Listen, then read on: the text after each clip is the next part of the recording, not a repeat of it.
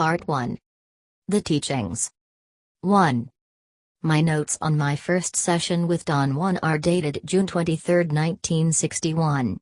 That was the occasion when the teachings began. I had seen him several times previously in the capacity of an observer only. At every opportunity I had asked him to teach me about peyote. He ignored my request every time, but he never completely dismissed the subject, and I interpreted his hesitancy as a possibility that he might be inclined to talk about his knowledge with more coaxing.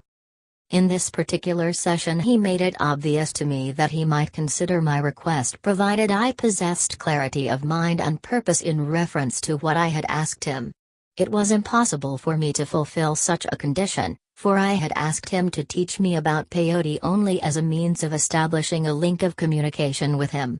I thought his familiarity with the subject might predispose him to be more open and willing to talk, thus allowing me an entrance into his knowledge on the properties of plants. He had interpreted my request literally, however, and was concerned about my purpose in wishing to learn about peyote. Friday, June 23, 1961. Would you teach me about peyote, Don Juan? Why would you like to undertake such learning?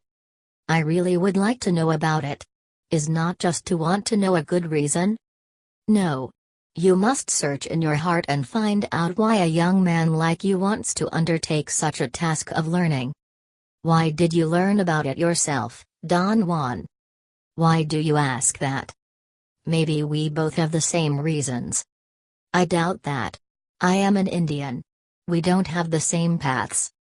The only reason I have is that I want to learn about it, just to know.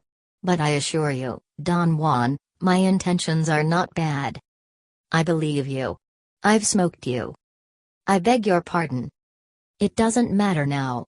I know your intentions. Do you mean you saw through me? You could put it that way. Will you teach me, then? No.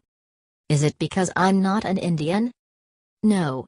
It is because you don't know your heart. What is important is that you know exactly why you want to involve yourself. Learning about Mescalito is a most serious act. If you were an Indian, your desire alone would be sufficient. Very few Indians have such a desire. Sunday, June 25, 1961. I stayed with Don Juan all afternoon on Friday. I was going to leave about 7 p.m. We were sitting on the porch in front of his house and I decided to ask him once more about the teaching. It was almost a routine question and I expected him to refuse again.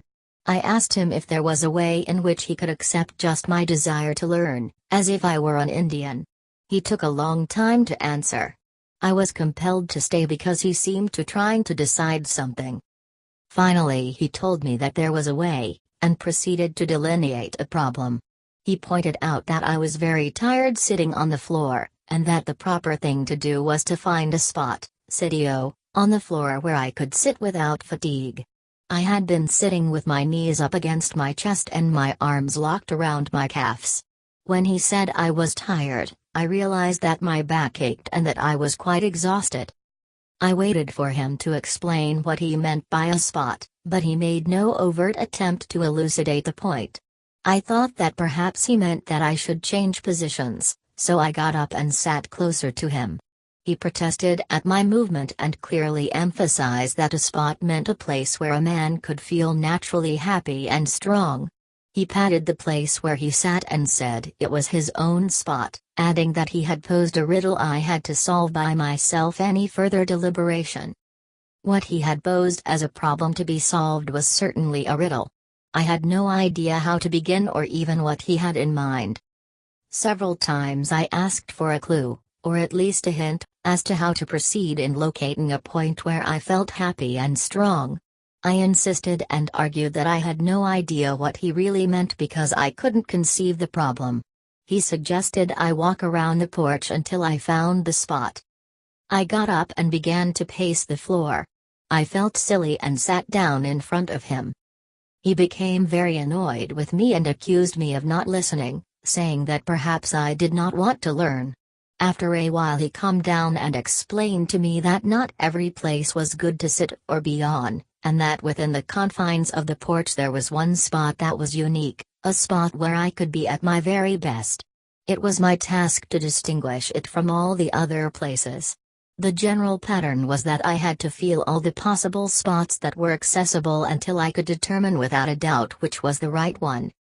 I argued that although the porch was not too large, 12 by 8 feet, the number of possible spots was overwhelming, and it would take me a very long time to check all of them, and that since he had not specified the size of the spot, the possibilities might be infinite. My arguments were futile. He got up and very sternly warned me that it might take me days to figure it out, but that if I did not solve the problem, I might as well leave because he would have nothing to say to me.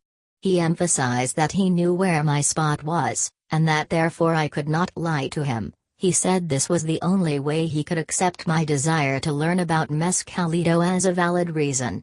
He added that nothing in his world was a gift, that whatever there was to learn had to be learned the hard way. He went around the house to the chaparral to urinate. He returned directly into his house through the back. I thought the assignment to find the alleged spot of happiness was his own way of dismissing me, but I got up and started to pace back and forth. The sky was clear. I could see everything on and near the porch. I must have paced for an hour or more, but nothing happened to reveal the location of the spot. I got tired of walking and sat down. After a few minutes I sat somewhere else, and then at another place, until I had covered the whole floor in a semi-systematic fashion. I deliberately tried to feel differences between places, but I lacked the criteria for differentiation. I felt I was wasting my time, but I stayed. My rationalization was that I had come a long way just to see Don Juan, and I really had nothing else to do. I lay down on my back and put my hands under my head like a pillow. Then I rolled over and lay on my stomach for a while. I repeated this rolling process over the entire floor. For the first time I thought I had stumbled upon a vague criterion. I felt warmer when I lay on my back. I rolled again, this time in the opposite direction, and again covered the length of the floor, lying face down on all the places where I had lain face up during my first rolling tour.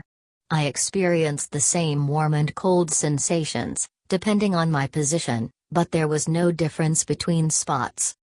Then an idea occurred to me which I thought to be brilliant: Don Juan's spot. I sat there, and then lay, face down at first, and later on my back, but the place was just like all the others. I stood up. I had had enough. I wanted to say goodbye to Don Juan, but I was embarrassed to wake him up. I looked at my watch. It was 2 o'clock in the morning. I had been rolling for 6 hours. At that moment Don Juan came out and went around the house to the chaparral. He came back and stood at the door. I felt utterly dejected, and I wanted to say something nasty to him and leave. But I realized that it was not his fault, that it was my own choice to go through all that nonsense. I told him I had failed. I had been rolling on his floor like an idiot all night and still couldn't make any sense of his riddle. He laughed and said that it did not surprise him because I had not proceeded correctly. I had not been using my eyes. That was true, yet I was very sure he had said to feel the difference. I brought that point up, but he argued that one can feel with the eyes, when the eyes are not looking right into things. As far as I was concerned, he said, I had no other means to solve this problem but to use all I had, my eyes. He went inside. I was certain that he had been watching me. I thought there was no other way for him to know that I had not been using my eyes. I began to roll again, because that was the most comfortable procedure. This time, however, I rested my chin on my hands and looked at every detail. After an interval the darkness around me changed. When I focused on the point directly in front of me, the whole peripheral area of my field of vision became brilliantly colored with a homogeneous greenish yellow. The effect was startling. I kept my eyes fixed on the point in front of me and began to crawl sideways on my stomach, 1 foot at a time. Suddenly, at a point near the middle of the floor, I became aware of another change in hue.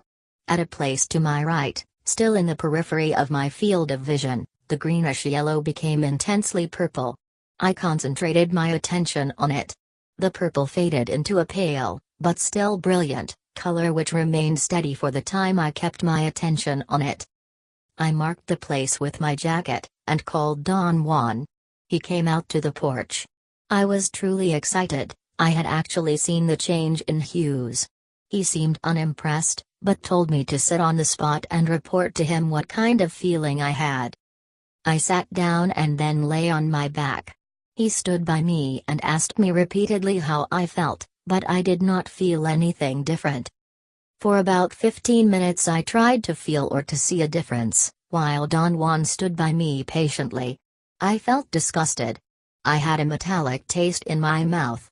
Suddenly I had developed a headache. I was about to get sick. The thought of my nonsensical endeavors irritated me to a point of fury. I got up. Don Juan must have noticed my profound frustration. He did not laugh, but very seriously stated that I had to be inflexible with myself if I wanted to learn. Only two choices were open to me, he said, either to quit and go home, in which case I would never learn, or to solve the riddle.